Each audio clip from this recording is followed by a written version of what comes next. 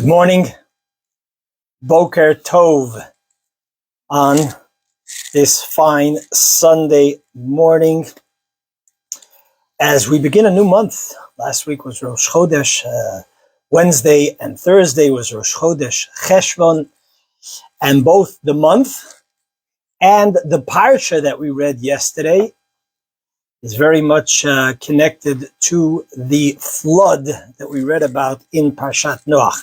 But first, let's begin with giving a little tzedakah, bring forth blessing in today's Torah discussion that we're going to have with myself, with the listeners, and hopefully it inspires. And the right words Hashem puts in my mouth, as we say before we begin to daven, Hashem svatai tiftach. May God open up my mouth, my lips, Ufi, and may my mouth, Yagid, say, utter forth, Tehilatecha, your praises. And in that, talking about saying your praises, let's say the bracha, Baruch Ata Adonai Eloheinu melech haolam she'akol niya bidvaro. Okay, let's do it. Let's do it. Okay, mic seems to be working, Baruch Hashem. So let's go ahead. There's a lot of beautiful stuff that we want to share today as we're studying Parshat Noach. Now, the portion of Noach is, like every portion in the Torah, has so much you could learn. Every word you could learn. There's so many commentaries and so on.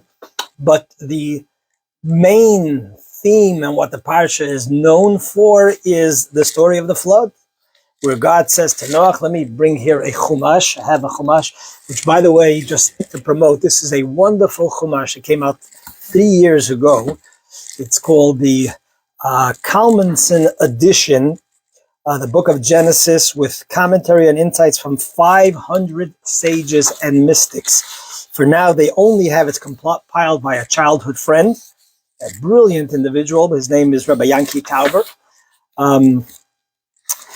As of now, they only have it from the 5 books of Moses. They only have the commentary on Bereshit, on the first of the 5 books, on Genesis.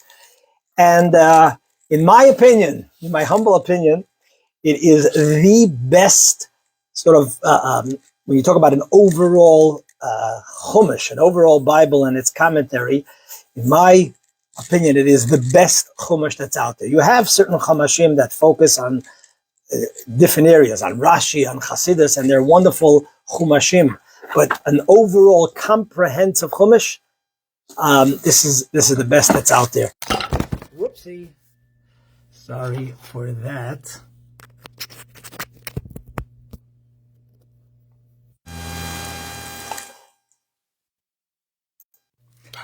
Slicha. Give me a moment. Stay with me. You probably don't hear me, but let's go over here. Okay. You should hear me now. Maybe not. Let me put on the mic again.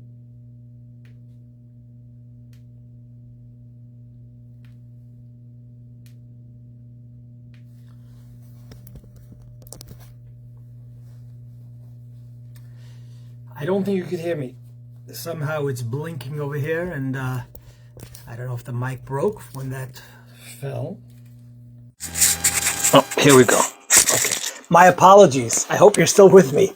As I put down this heavy chumash, the phone fell, and so sorry for that. I don't know, 30 seconds or 60 seconds that of interruption. Okay, so I want to, from this chumash, I want to just read over here a opening synopsis and then discuss what we're going to talk about. So over here we have like this. Name of the parsha is Noah, which means rest and tranquility. The timeline is 464 years from God's instruction to Noah to build the ark in the biblical year 1536 to Avraham's arrival in Choron in the year 2000. Mitzvos, we said we're going to discuss the mitzvahs. We're going to try to discuss, or at least touch upon.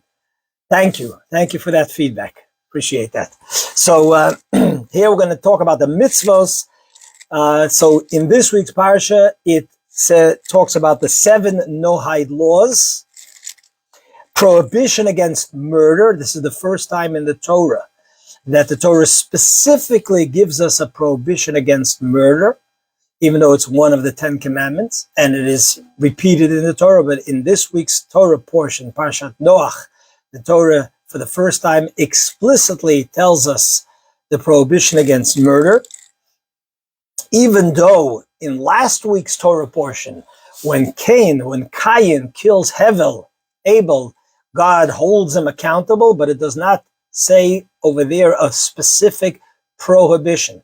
This week's Torah portion, it does.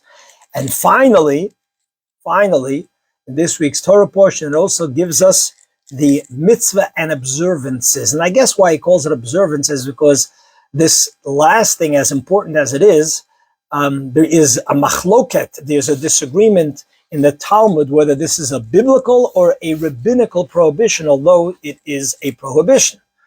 And that is the prohibition of cruelty to animals. So that are the mitzvahs that are discussed in this week's Torah portion.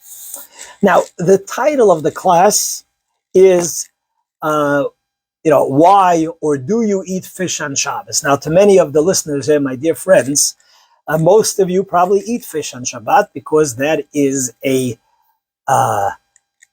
more than just a custom. It is mentioned in the code of Jewish law about eating fish on Shabbat. There are many beautiful stories that highlight how meticulous and how pious people were careful to have fish on Shabbat. We have gefilte fish, which of course is a tradition more in Ashkenazic circles, or Moroccan fish more in some Sephardic circles. I guess Moroccan Jews would make sense, right?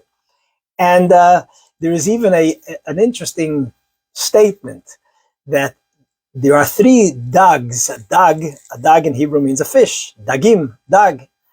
That somebody who is careful to have dag, biyom dag, nitzal medag. One of the young boys here in the community came over and told me this saying. So thank you to him. I don't know if he wants to mention his name, so I'll leave it at that.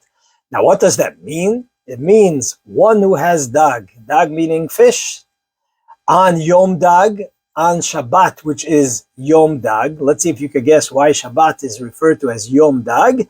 Yes, you got it, because Dag, Dalet Gimel, Dalet is 4 and Gimel is 3, and Dalet and Gimel 3 and 4 equal 7, representing or alluding to Shabbat.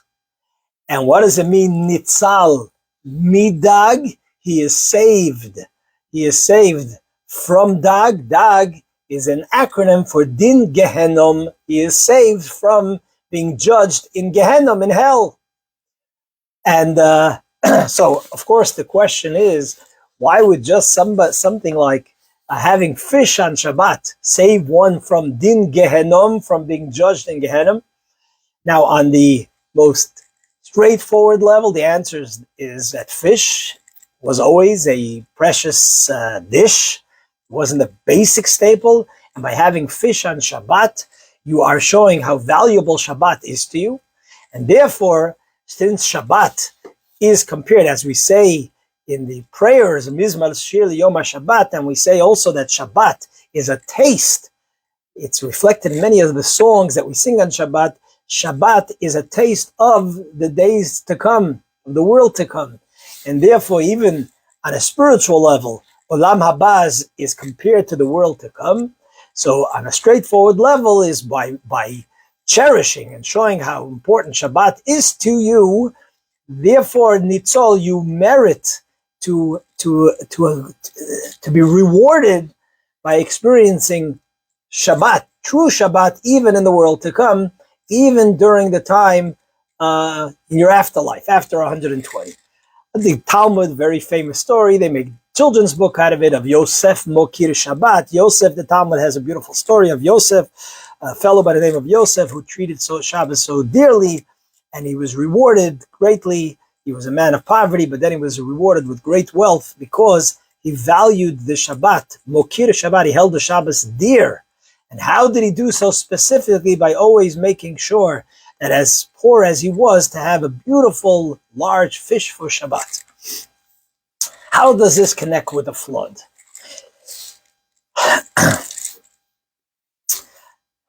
Incidentally, if you want to get into a little, Jewish mysticism, for those of you who like a deeper dimension over here, talking about fish and Shabbat, in the books of Kabbalah, which deals with souls and more, as I said, mysticism and so on, it says that the Arizal, the Holy Arizal, has a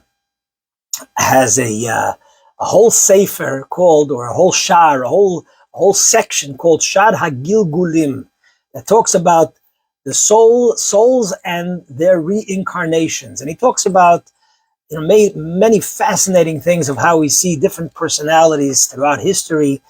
Just for example, how Moses is a reincarnation of Hevel and came to rectify Hevel, Abel, and so on. And many fascinating stuff on the whole concept of reincarnation, which we spoke about once before.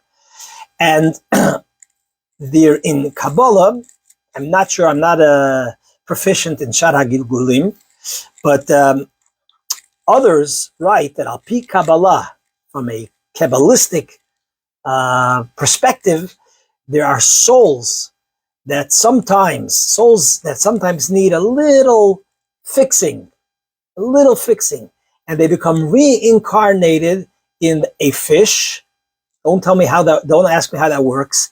I mean, I would explain it, since I like to use rationale more than, that's just the way I think. I like to use a little bit more logic as opposed to the more mystical, just personally, that it means that there's a certain element of the soul, because Kabbalah tells us that there's many sort of facets to your soul. But I would explain that, in my language, at least in my understanding, that there's a certain sort of energy of your soul that connects to a fish.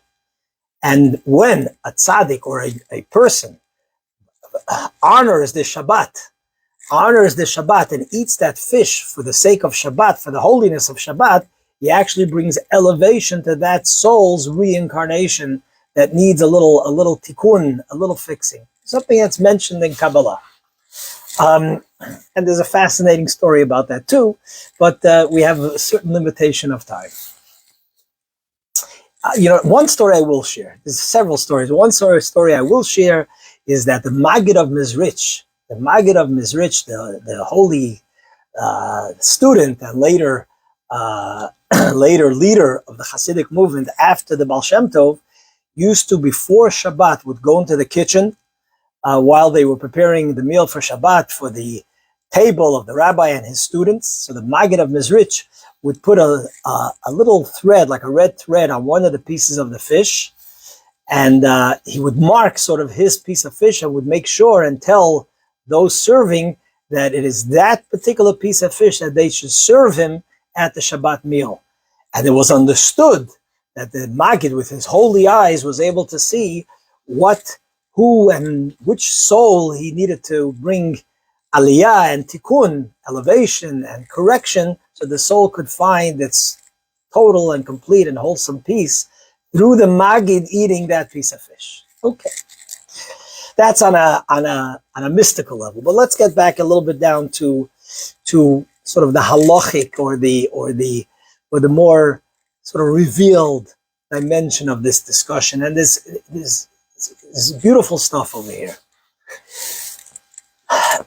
Why the significance of fish at the Shabbos table? There are many reasons, but today we want to connect it with the flood.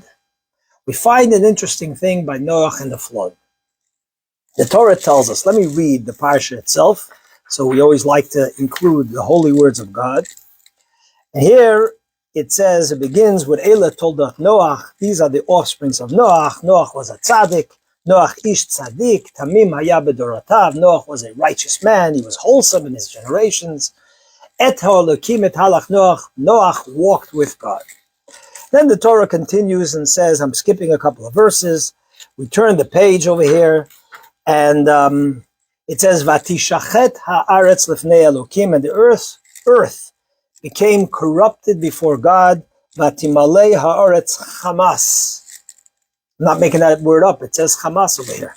And the earth was filled with thuggery. The Torah continues. And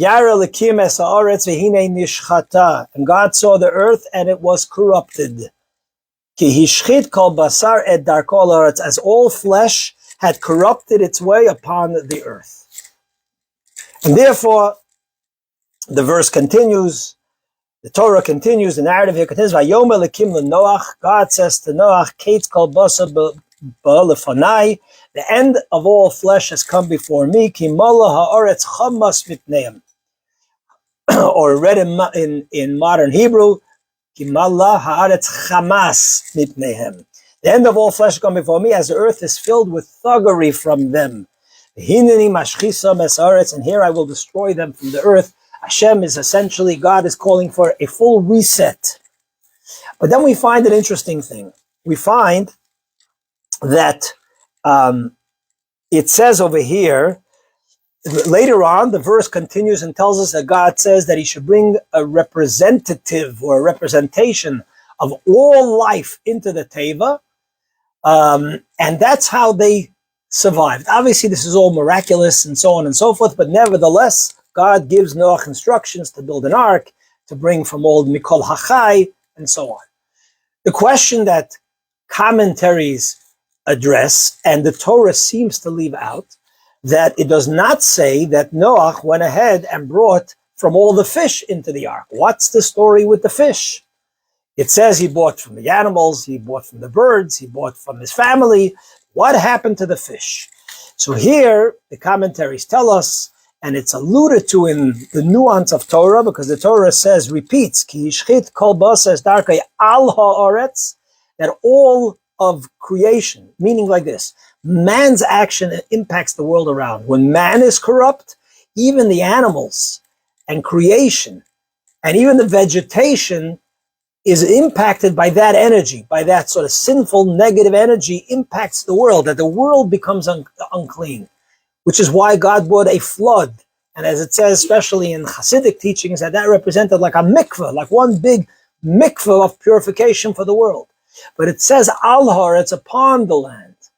And commentaries tell us that it wasn't just, not only commentaries, but even in the Midrashim and so on, that the fish did not participate in that corruption.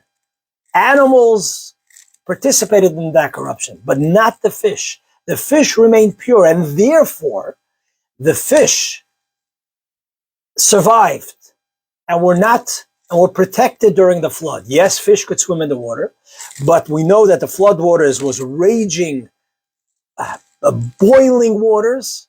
It wasn't just water. And regardless, if they also were corrupt in their ways, of course, they would also be wiped out.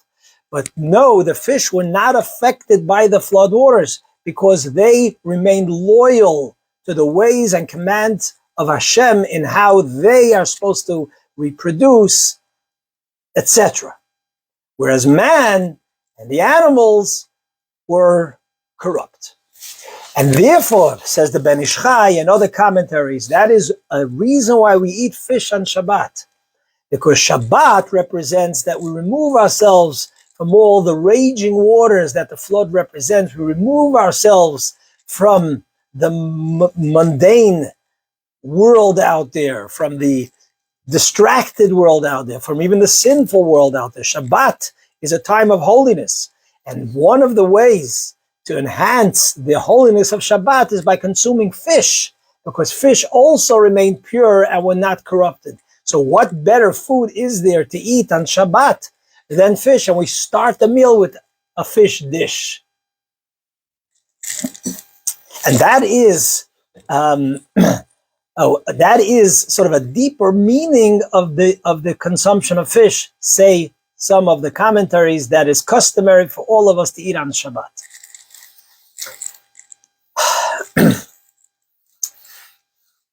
Now, I want to take this a step further and a bissel tiefer, as we say in Yiddish, a little deeper.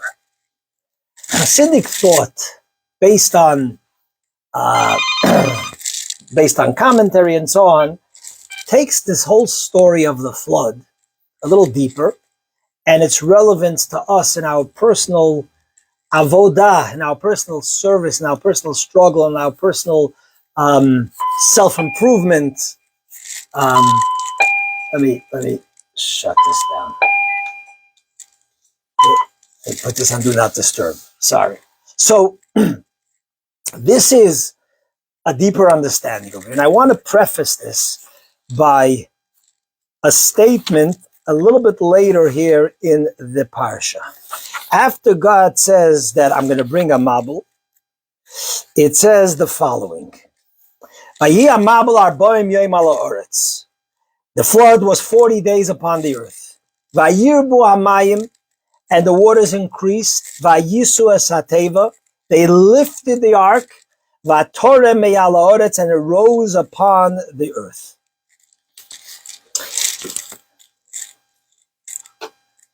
What's going on over here? So, of course, what's going on over here? We have this major flood, and the ark, where Noach was inside the ark, with fulfilling God's commandment. What happened with the ark is the raging waters. Not only did it not consume all those, or drown or destroy all those who were in the ark, but on the contrary, vatora mateva, it caused the teva to lift. The deeper significance over here, because it's kind of obvious, yes, a teva will rise up. Any ship, a boat, ark will rise up from the waters. Says Hasidic thought very beautifully the following. On a spiritual level, the raging waters represent the storms in one's life, be it spiritual, be it emotional, mental, personal, community, family. Usually, or what can happen is that those storms drown you, they consume you, they destroy you. But if you have an ark, as we will explain in a moment, not only does it not consume you and destroy you, it actually causes you to rise up, to be elevated, to go higher. So what does this mean? So there's a famous teaching of the Baal Shem Tov. In Hebrew, the word teva, in Lashon HaKodesh, in the holy language, the word teva is the word the Torah chooses to describe the ark. A teva, a box, a teva. But the Baal Shem Tov points out that the word teva also means word. In Hebrew, tevot, teva means a word. Says the Baal Shem Tov. What does this mean that Noach entered into the ark? And it says, Vayizgor Hashem ba'ado, and God shut the ark for his sake. It means also entering into words. What kind of words? So he says the words of Torah and Tefillah, study of Torah and words of prayer. I had a youngster, I don't want to say any names over here, of course, as I usually don't. I was sitting in the office last week, and one of the staff members here in the office comes in and tells me there's a young man, a little troubled, and he wants to talk to a rabbi. Fine. I went outside, never met this fellow before as far as I know, and he was troubled. He says, Rabbi, I'm struggling, I feel empty. And he also told me some of his background, which was definitely challenging.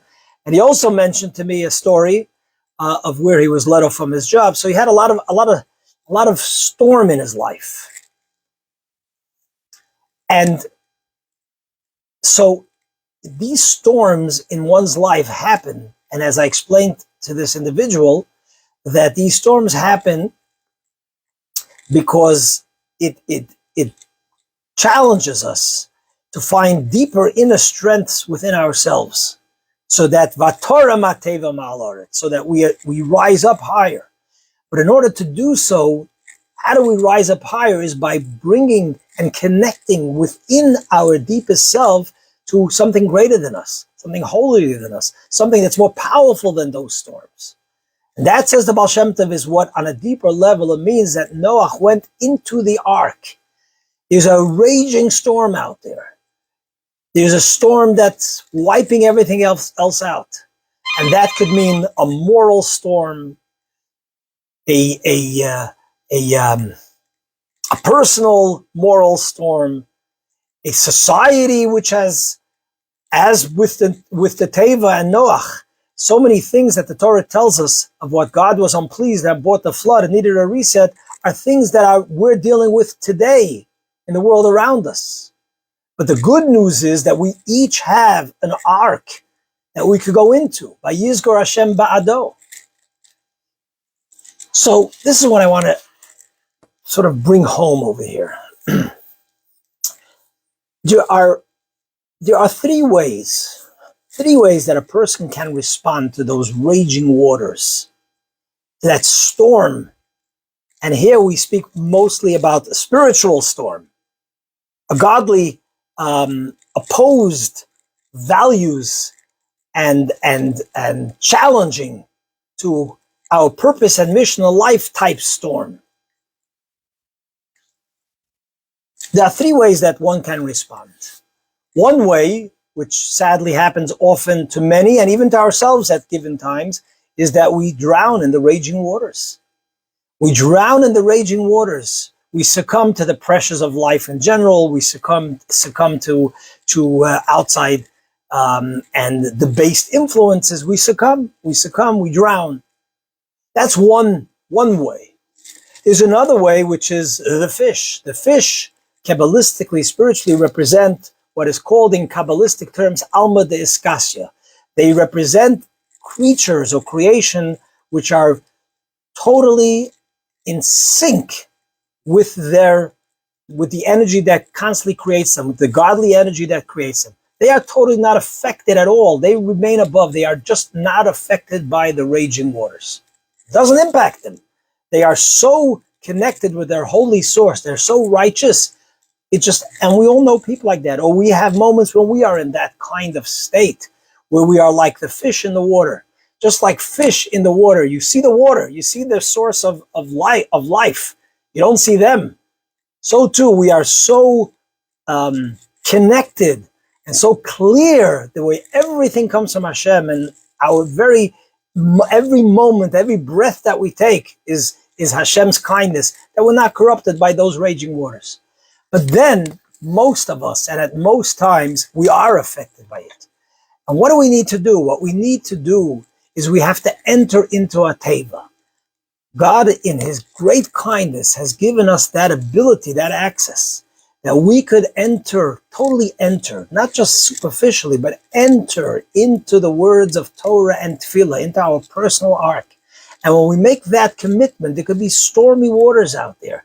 But it says in the verse, Vayizgor Hashem ba'ado, God helps us. God seals that ark so that we could totally and fully enter and connect and therefore be protected from the world around, from the stormy waters that is destroying so much.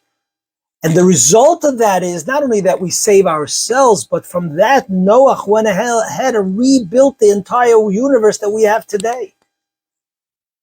So by us connecting and entering into our personal ark, we then bring that holiness and godliness and light and goodness to continue and to chase away the darkness and to overcome those storms. And perhaps, this is my suggestion, maybe that's the deeper level of the one who eats Shabbat. I said before, the three dogs. Dag meaning fish. Dag on the day of Dag, which is 7, which is Shabbat. Is nitzol, is saved from the punishment of Gehenna, of hell, meaning that by entering into Shabbat, into that ark of Shabbat is such a beautiful holy ark. By eating fish on a deeper level, it means through that we can then rise up to the level of the fish that's above the stormy waters, that senses and feels internally who we really are and what is the truth of this world and what's right and what's wrong and what's holy and what's our purpose, and stay focused. And therefore, nitzal, we are saved from the din shel Gehenna. It's not just some symbolic thing, maybe that too, but when we're eating the fish, we should think about this message. So in conclusion, first and foremost, enjoy your fish on Shabbat. It's a wonderful way to start the Shabbat meal. It sets a certain tone of beauty, of spirit of Shabbat, as there are many other things that we do on Shabbat. Number two, when you have stormy waters, and we all do, sometimes worse, sometimes better, sometimes more challenging, less challenging, enter into your ark. Enter into your personal ark. And when you enter into the ark, schlep with you those people who are ready to enter into the ark with you with the conditions of what the ark demands. And do so with the intention of not only yourself saving yourself and rising above, and the stormy waters cause you to actually rise above by fighting more inner strengths and connecting to your neshama, to your holiness, to the greatest infinite power that Hashem put within ourselves, our pure and holy soul.